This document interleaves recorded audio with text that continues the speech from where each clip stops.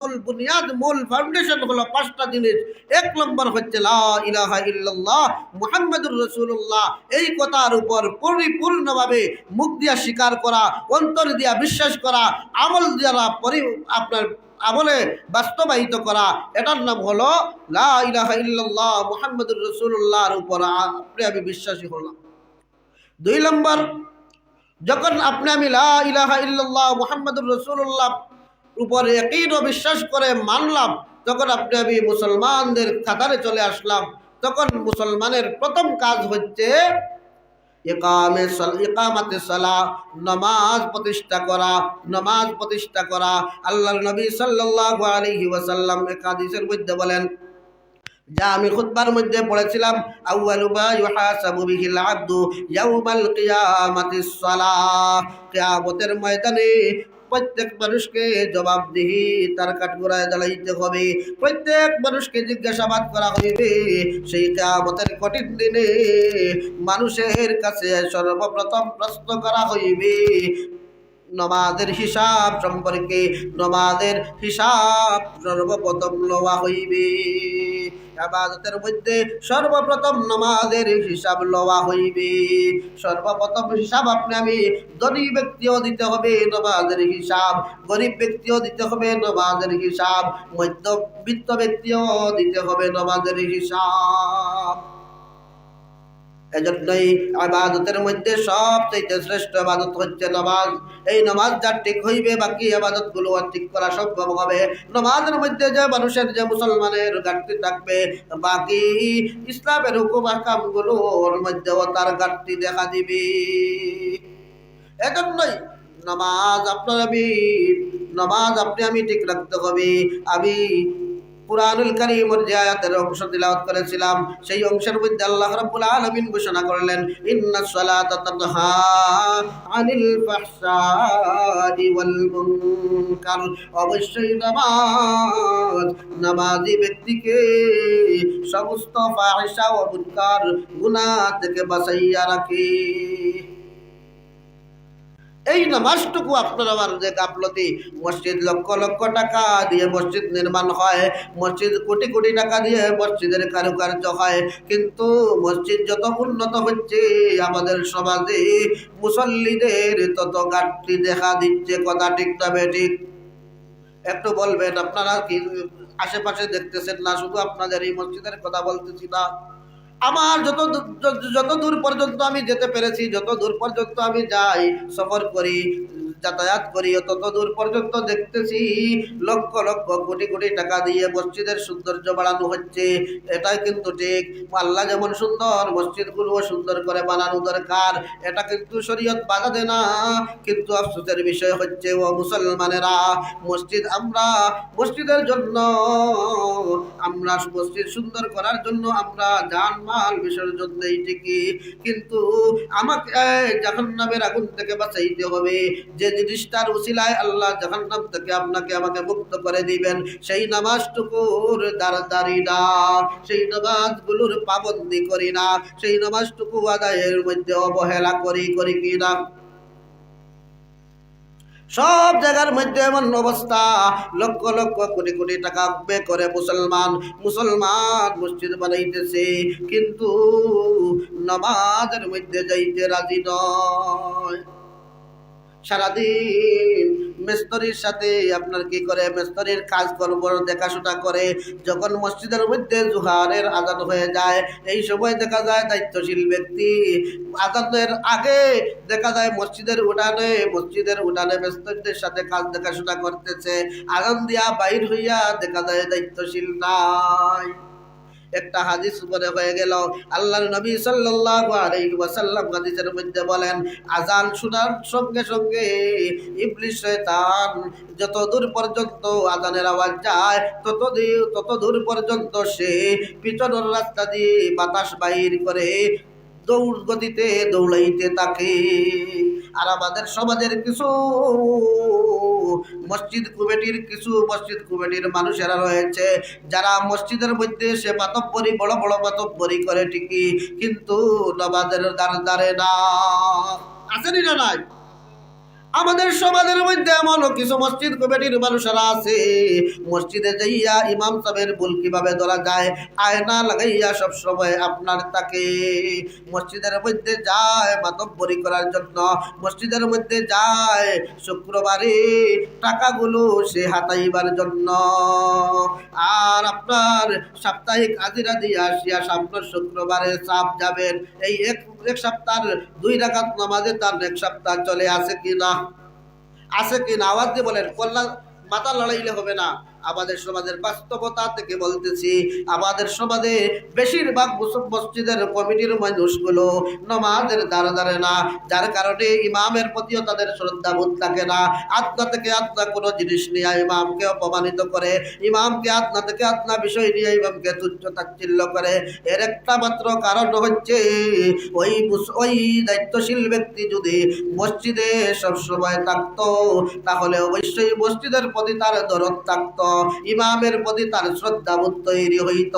সে যখন সবসময় মসজিদের হাতার ভিতরে থাকে না, সে যখন সবসময় মসজিদের মধ্যে আসে না, যার কারণে মসজিদের মহব্বত তার দিলের মধ্যে নাই, ইমামের প্রতি শ্রদ্ধাবোধ তার অন্তরের মধ্যে নাই, যার কারণে তুচ্ছ বিষয়কে নিয়ে একজন সম্মানিত ব্যক্তি ইমাম সাহেবকে আপনার কি করে বেইজ্জত বেহুরমত করতে চায়। আমাদের সমাজের বাস্তব রূপরেখা এটা। এজন্যই ও আমার মুসলমানেরা, ও আমার মুসলমানেরা, আমি আজকে আল্লাহর ঘর মসজিদের মধ্যে বসে আপনাদেরকে এবং আমি আমার নিজেকে উপদেশ এটাই দিতেছি যে আমরা যতদিন বেঁচে থাকবো মসজিদের যদি দায়িত্ব নিয়ে থাকি, অবশ্যই মসজিদের দায়িত্ব নিলে অবশ্যই আমি নামাজ পড়ারও দায়িত্ব নিতে হবে। কারণ মসজিদের দায়িত্ব যদি এক গ্রামের মধ্যে আমি না নেই, আরো গ্রামের অনেক মানুষ আছে তারা মসজিদের দায়িত্বটা নিবে ঠিকই, কিন্তু এটা মসজিদ কিন্তু চলবে, আমার দ্বারা আটকে থাকবে না। কিন্তু আমি যদি আমার নামাজের দায়িত্ব না নেই, তাহলে আমার নামাজ না পড়ার কারণে কাল কঠিন ময়দানের মধ্যে, কঠিন কিয়ামতের দিনে আমাকে জাহান্নামের মধ্যে যাইতে হবে।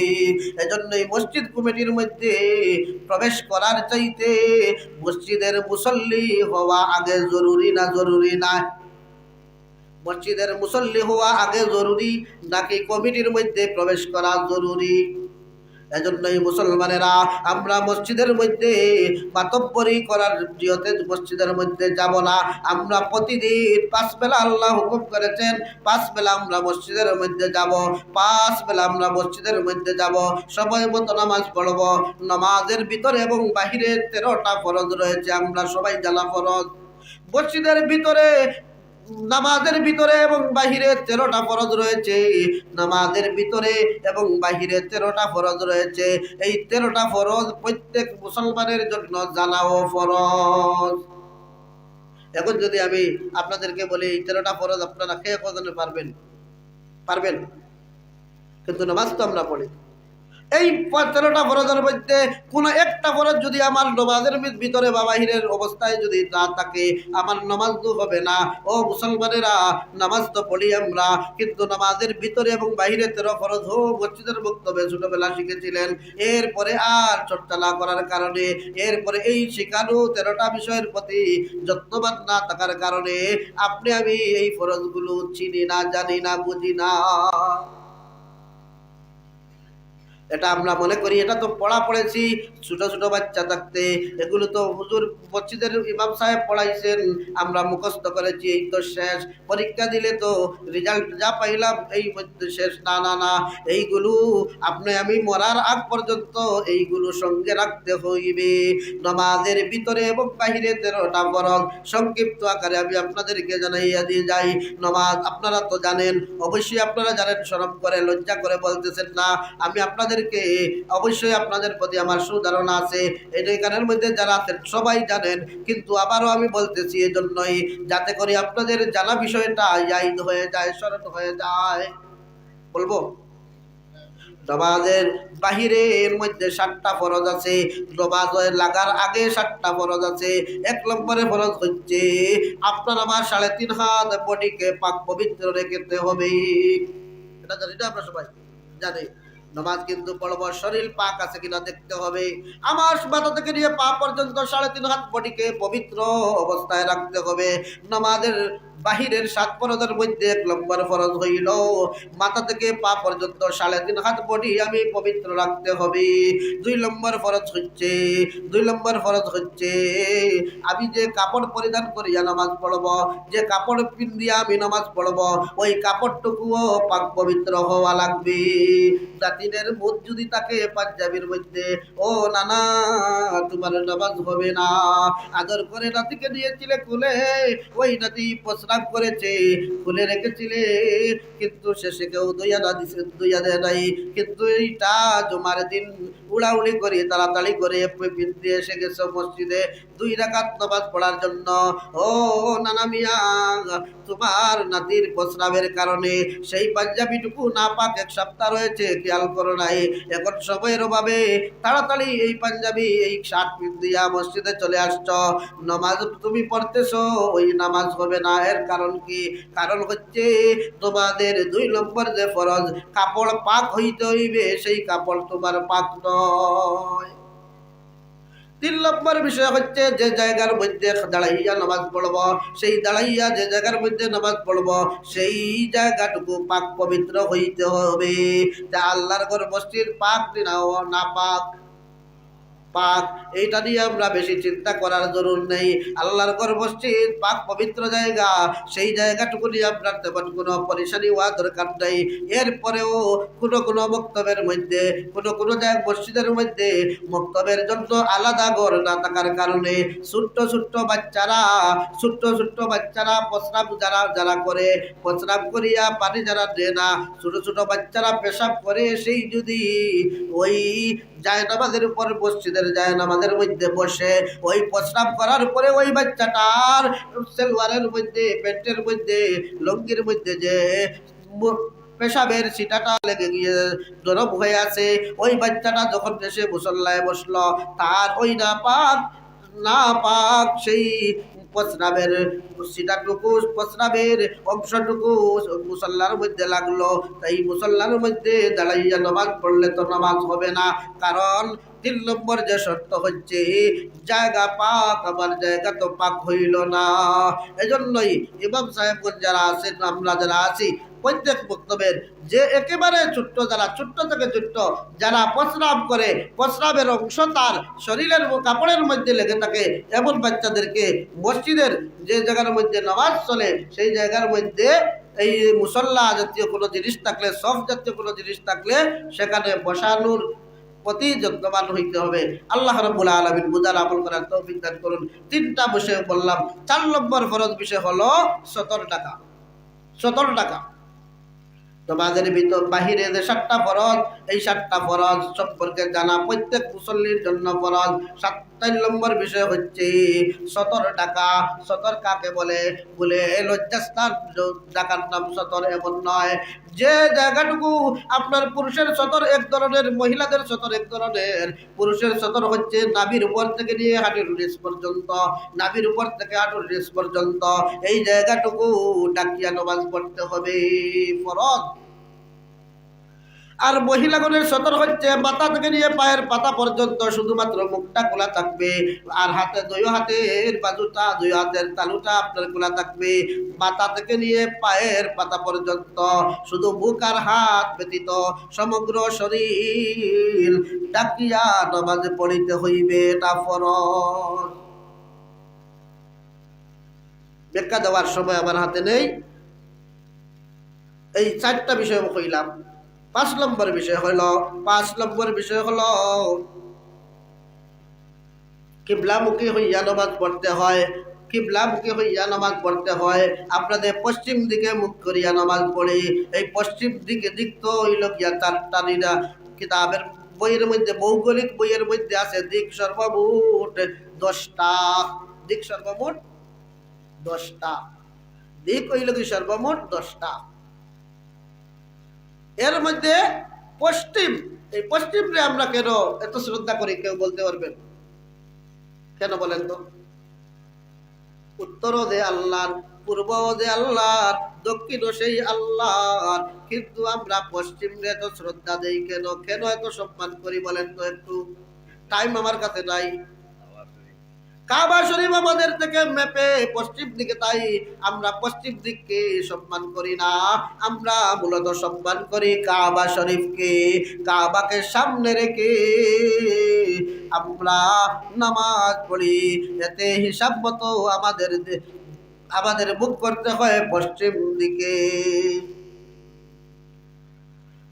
কথাটা বুঝতেন? পশ্চিমের মর্যাদা, এজন্যই আমরা পশ্চিম দিকে মুখ করে নামাজ আদায় করি, এরকম না। বরং কিবলাকে আমরা সামনে রেখে, বায়তুল্লাহ শরীফকে সামনে রাখি আমরা কি করি? আমরা মুখ পশ্চিমে দিতে বাধ্য। এজন্য এই কিবলার দিকে মুখ করে নামাজ পড়া হইল কি ফরজ 5 নম্বরে। 6 নম্বর ফরজ হইল ওয়াক্ত মতো নামাজ পড়িতে হবে। আমার কথা এইটা একটু বলেই আমি শেষ করে দিব। আবার পরবর্তী যে আপনাদের সামনে বয়ান করবেন, খুব সুন্দর মধুর কণ্ঠের ওয়াজ, আপনারা শুনবেন, উপকৃত হইবেন। আর আমার শারীরিক অবস্থা তেমন ভালো নয়, আপনারা হয়তো আওয়াজেও বুঝতেছেন, এই তাপ সর্দি তো লাগাইলে আছে। আল্লাহ রাব্বুল আলামিন, আমি যে নামাজের বাহিরে 7টা ফরজগুলো বলতেছি, এর মধ্যে আমি 4টা বলে ফেলেছি, 5টা বলে ফেলেছি। 1 নম্বরে শরীর পাক রাখতে হবে, 2 নম্বরে কাপড় পাক রাখতে হবে, 3 নম্বরে যে জায়গায় দাঁড়াইয়া আমি নামাজ পড়বো সেই জায়গাটুকু পাক রাখতে হবে, 4 নম্বরে সদর ডেকে নামাজ পড়তে হবে, 5 নম্বরে কিবলার দিকে মুখ করে নামাজ পড়া ফরজ, 6 নম্বরে হলো ওয়াক্ত মতো নামাজ পড়া।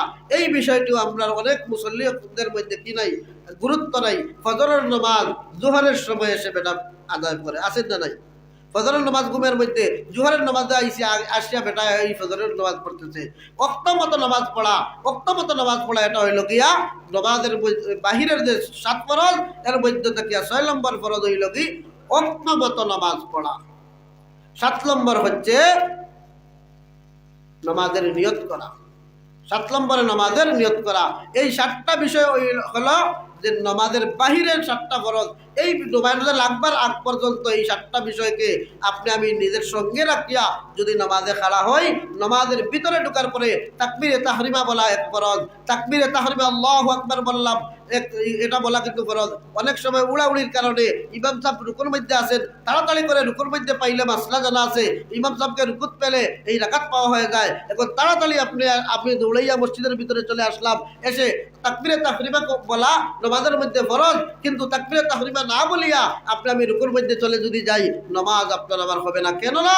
তাকবীরে তাহরিমা নামাজের মধ্যে বলা ফরজ। এই ফরজটুকু আমি উড়াউড়ি করার কারণে, তাড়াতাড়ি করার কারণে ফরজটুকু ছুটাইয়া ফেলাইছি, যার কারণে নামাজ আপনার আমার হবে না। তাকবীরে তাহরিমা বলতেও হবে।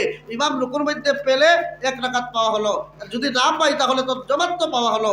এজন্যই আমরা বেশিরভাগ মুসল্লিরা তাড়াহুড়া করতে যাইয়া